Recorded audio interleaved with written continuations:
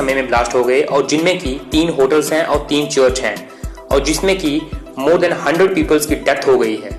जिन 3 church में जब blast हुए तो उन चर्च की लोकेशंस हैं कोचिकेडी में है, निगोम्बो में और बेटिकलोवा में। इस अटैक में जिन जिन होटल्स को टारगेट किया गया तो उनके नाम जो है इस तरह से हैं: the Shangri La hotel, the Cinnamon Grand hotel और किंग्स ब्यूरे होटल, जो कि सारे के सारे कोलंबो में हैं। ये अटैक जो है ये संडे को 21 अप्रैल 2019 को जो है हुआ और जिसमें की मोर देन 100 पीपल्स इंजर्ड हो गए और मोर देन 100 पीपल्स जो हैं जिनकी की डेथ हो चुकी है इस अटैक में अभी तक। इस अटैक के पीछे किसका हाथ है तो अभी तक किसी ने भी इस अटैक की रिस्पॉन्सिबिलिटी जो है नहीं ली है। जो भी लेटेस्ट अपडेट होगी तो उसको जो है हम इस चैनल पे टाइम टू टाइम अपडेट करते रहेंगे, तो इसलिए आप हमारे चैनल को सब्सक्राइब कर लें और साथ में ही बेल आइकन को भी प्रेस कर लें, जिससे कि आपको आने वाली वीडियो की नोटिफिकेशन मिलेगी।